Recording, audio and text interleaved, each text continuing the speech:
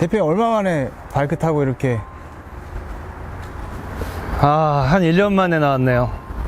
1년 만이면 엄청 오랜만에 나오신 거예요? 예. 뒤에 있는 제 바이크가 저랑 같이 2008년도부터 제가 저 로드킹이라는 할리 데이비슨 바이크를 탔었는데 한 1년 동안 최근에는 타질 못했어요. 바쁜 것도 바쁜 거지만 서울 살다 보니까 이 어딘가에 이렇게 멀리 나간다는 게 쉽지가 않아요. 바이크는 얼마나 되셨어요? 취미 활동으로 이제 바이크를 타신지? 제가 예전에 분당에 살 때, 결혼 전에 분당에 살았었는데 그때부터 시작했으니까 2008년도부터 시작했어요. 그럼 거의 한 14년 정도 되죠? 13년, 14년? 예. 저거를 제가 그때 당시에 중고로 3,000km를 안 탄 거를 구매를 해서 그때부터 즐기고 있습니다. 여기는 서울에서 이렇게 멀지 않은 곳인 것 같아요. 네, 이쪽에 이제 보시면은 아라뱃길이 있고요. 저 건너에 카메라에 잡히려는지 모르겠는데 저쪽 고속도로가 인천공항 고속도로. 아까 뒤에서 이제 따라오면서 촬영하고 하는데 오는 길도 너무 이쁘고 네. 오늘 날씨도 너무 좋고 날씨 끝내주죠. 네, 더운데 지금 이 나무 밑은 또 시원하고 그쵸. 최고인 것 같습니다. 좋네요. 이렇게 나오니까. 항상 그런 것 같아요. 이 나오기까지 마음 먹기가 힘든 거지 나오고 나면 너무 좋아요. 맞습니다. 또 이렇게 나왔으니까 빠질 수 없죠. 커피.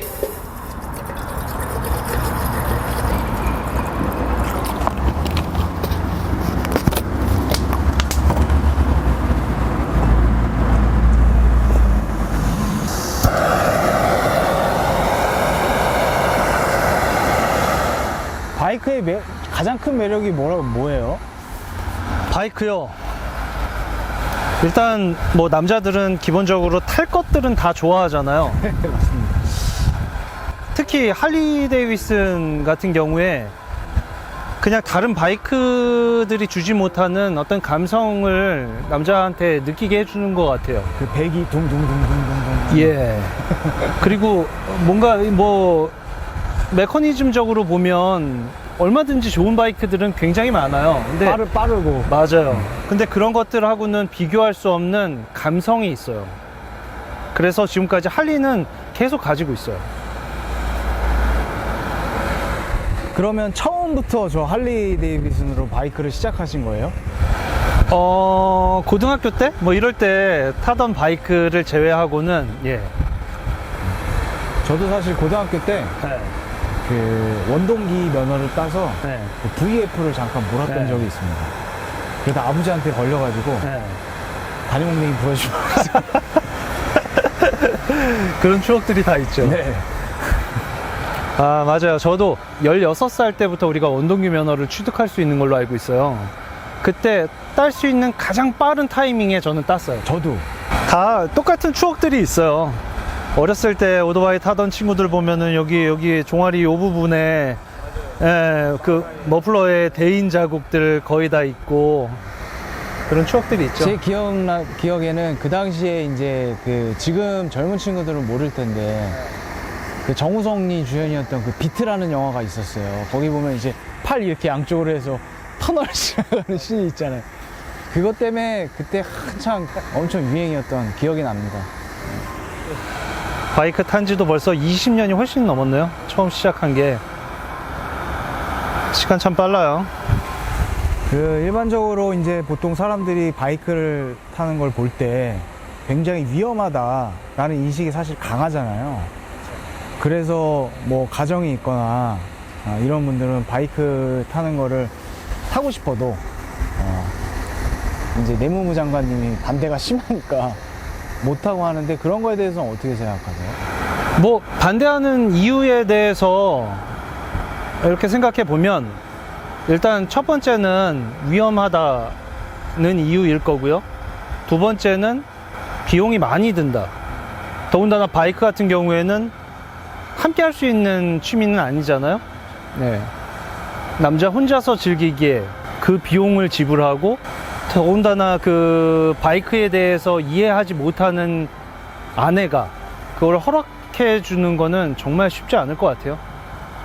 저는 주변에서 제가 타는 모습을 보고 이렇게 동생들이나 친구들이 나도 타고 싶다고 하면은 일단 허락을 받으라 그래요. 맞아요. 저도 그래서 그 아내한테 바이크 얘기하면 항상 하는 말이 그 저희 딸내미 대학 갈 때까지는 안 된다. 그거는 뭐 딸내미 대학 가고 나서는 죽어도 된다는 얘기예요? 그러니까. 그러네요, 그거. 저는 아내한테 바이크를 타는 거에 대해서 물론 저는 결혼 전부터 탔었어요. 근데 싫어했었죠, 처음엔. 특히나 저희 아내의 친척 동생이 바이크를 타다가 다쳐가지고 장애인으로 살고 있어요. 그러니 뭐 장인어른 장모님 말할 것도 없고요. 저희 처는 이종 사촌 동생이 그렇게 살고 있는데 이거 허락하기가 쉽지가 않죠. 그래서 제가 어떻게 설득을 했냐면 첫 번째 설득할 때는 바이크가 만약에 혼자서라도 쓰러지기만 해도 이거는 신의 계시로 알고 나는 평생 바이크를 타지 않겠다. 내가 타다가 넘어지는 것뿐만 아니라 얘가 혼자 자빠지기만 해도 그때는 다시는 바이크를 손도 대지 않겠다 라고 약속을 했어요. 그리고 두 번째, 위험하대요. 나한테 가장 위험한 거는 바이크가 아니고 바로 너야 라고 얘기를 했더니 되게 기분 좋아하면서 예, 설득 당해줬죠. 그래서 지금까지 결혼 13년 차에 접어드는데 안전하게 타고 있어요. 근데 쉽지는 않아요. 이거를 누군가에게 타라고 하기에는 저 스스로도 되게 많이 주저하게 되는 거이긴 해요. 근데 한 가지 저가 느낀 것만 말씀을 드리자면 바이크는 우리 남자들한테 특히나 굉장히 삶의 어떤 원동력이 되어주는 건 사실이에요. 도전. 남자가 나이가 뭐 한 40대가 접어들고 그러면 뭔가 이렇게 위축돼요. 그리고 아이들 키우랴 또 돈 벌어서 가정에다가 갖다 줘야 된다는 책임감 이런 거에 시달리다 보면은 나를 위해서 뭔가 이렇게 하기가 망설여지죠. 예. 근데 바이크를 가지고 있게 되면 뭔가 남자들이 혼자만의 시간을 필요로 할 때가 있잖아요. 그때 일단 스트레스 해소가 되고 바람 쐬고 오면은 그만큼 또 가족들한테 돌아갔을 때 또 내가 또 긍정적인 에너지를 가족들한테 줄 수 있고 그런 장점이 있죠.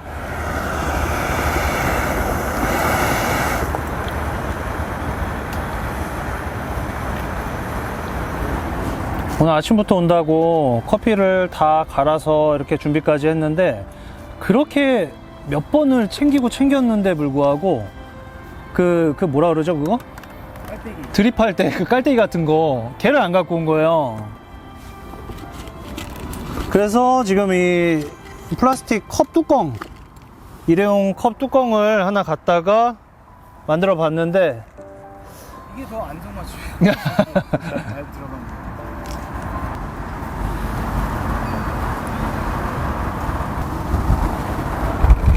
살다 보면 이렇게 수없이 변수들이 많아요. 오늘도 뭐 이 깔때기 같은 게 없어가지고 커피를 못 먹을 뻔했어요.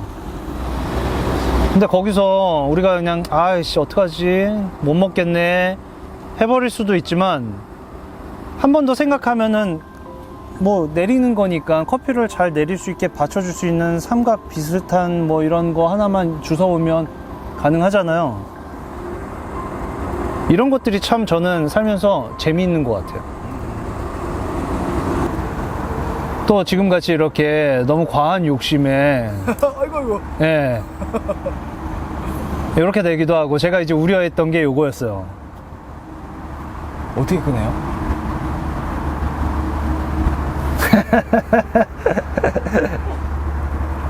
자, 이렇게 시도했다는 거에 의미를 부여하고 우리가 생각해 보면 이게 거의 100도의 물이었잖아요. 그 물에 플라스틱 뚜껑은 녹는다. 예, 우리가 하나 알았어요. 그래서 지금 얘는 가능하지 않을까 지금 생각하고 있는데 한번 해보죠 또. 예.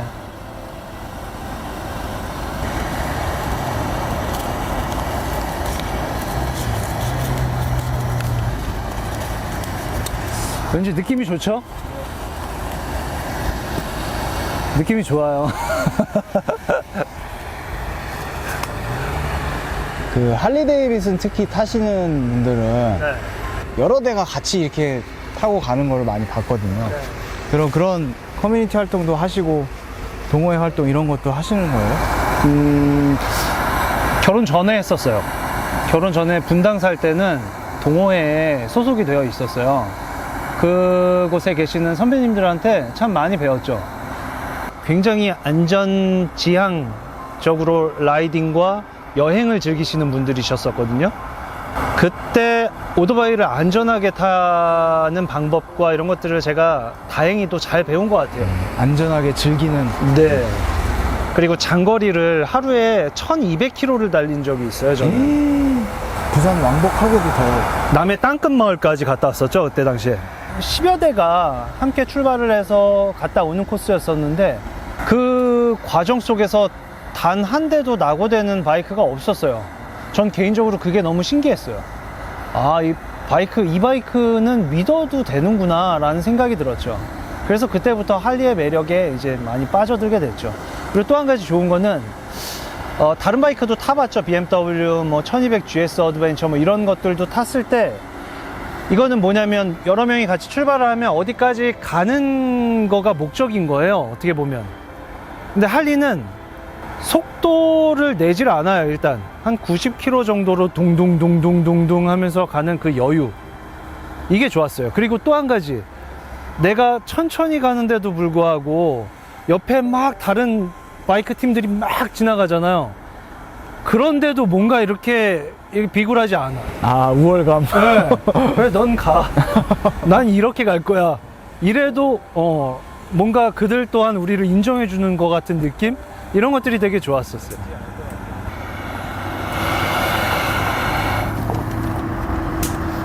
그때 그 형님들이 많이 생각이 나죠. 감사하기도 하고.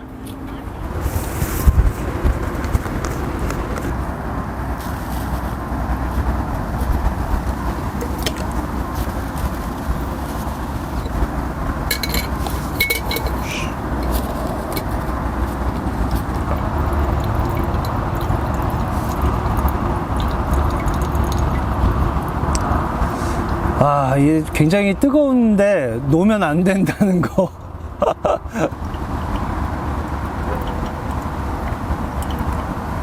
보통 우리가 자동차 같은 경우에는 10만 되기 전에 중고차 매물 많이 나오고, 그 다음에 거의 한 20만 넘어가면 이제 사람들이 슬슬 차를 바꾼다는 그런 관례적인 어떤 그런 것들이 있잖아요. 오토바이는 그런 것 있어요? 키로수? 바이크를 보면 심리적으로 3만이 넘어가면 바이크는 되게 많이 탔다는 생각이 들긴 해요. 미국 가면 뭐 50만 넘은 할리가 수두룩해요. 와.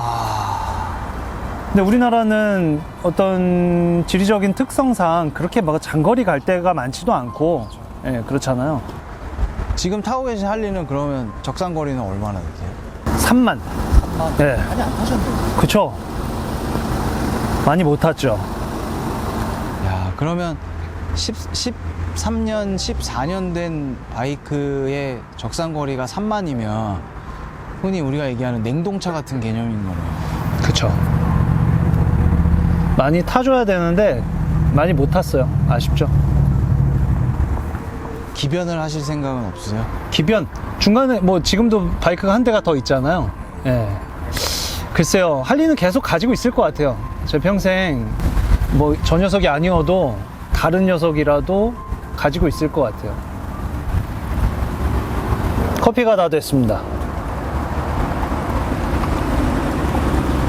포기하지 않았더니 결과물이 만들어졌죠.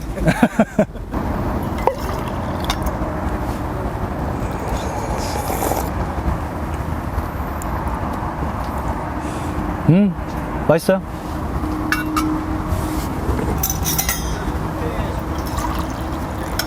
자, 피디님.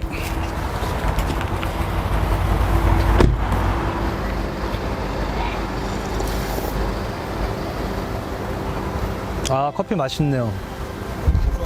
네. 오늘 점심은 햄버거를 싸우셨다고. 아, 예. 예. 햄버거 가지고 왔습니다. 제가 할리를 처음 사고 동호회에 가입을 해서 그 형님들하고 같이 투어를 갔던 곳에 춘희버거인가 춘자버거인가 이름이 생각이 안 나요. 진짜 그 시골에 말도 안 되는 곳에 그 버거집이 있어요. 그 버거가 생각이 나서 오늘 이걸 먹자고 제가 제안을 했던 거예요. 근데 할리와 햄버거는 좀 어울리네요. 어울리죠? 네. 같은 태생이고. 같이 먹죠? 네.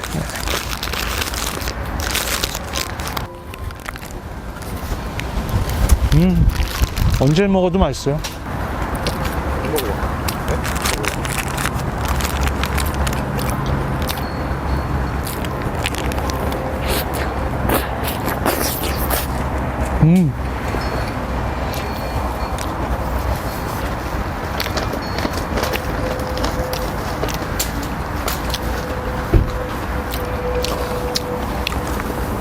이게 다 기름통이에요. 네. 투어로다 보니까 기름통이 상당히 크죠. 얘도 고급. 고급류로 넣는 게 좋아요. 그래야지 토크가 나와서 오늘도 고급류 넣는데 한 4만 원 들어가는 것 같아요. 되게 많이 들어가죠. 만땅. 네. 꽤 많이 나오네. 네. 이게 나오니까 좋죠. 너무 좋은데요? 네. 바이크 위험하지만 잘 타면 또 이만한 게 없는 것 같아요. 남자가 할 수 있는 취미생활 중에서. 이렇게 그 캠핑장을 가건 어디 야외를 가서 보면은 남편들이 가족들하고 어울리질 못해요. 계속 아이들 막 놀고 있는데 계속 핸드폰만 보고 있고 게임하고 막 계속 다음 네이버 유튜브 계속 쓸데없는 거 보고 있고, 저는 그게 대부분 다 우울증이라고 생각해요. 우울하니까 가족들하고 어울리지도 못하고 그냥 뭐 쓸데없이 시간만 보내고 있는 거예요. 그래서 이렇게 취미 생활을 했으면 좋겠어요. 그리고 좀 밖으로 나왔으면 좋겠어요. 나와서 풀고 즐기고, 그리고 또 가족들한테 갔을 때는 또 긍정의 에너지를 갖고 가서 가족들한테 좋은 또 가장으로서의 모습을 보이고 그랬으면 좋겠어요. 근데 저도 잘 못했었어요. 이렇게 못해서 나도 어딘가에서 계속 핸드폰만 보고 있던 남자 중에 하나였을 거예요. 근데 이렇게 야외 생활하고 활동하고 우리 촬영하면서 좋은 추억 만들고 즐거운 시간 보내고 들어가다 보면 가족 안에 있는 내 모습이 조금 달라졌다는 걸 느껴요. 그래서 좋은 에너지를 뿜어주면 아내들이 반대할까요? 나는 반대 안 할 거라고 봐요. 저도 꼭 도전해보겠습니다. 바이크. 도전할 거예요? 오늘도 덕분에 네. 좋은 곳에 와서 또 좋은 맛있는 커피 먹고. 커피도 추억이죠, 그죠? 대표님 덕분에 제가 힐링해요. 아니에요. 우리 PD님 덕분에 제가 힐링을 하고 있습니다. 또 돌아가는 길에 안전운전 하시고 네. 다음 촬영 때 뵙겠습니다. 다음 촬영 때 뵙죠. 예. 갈까요? 네.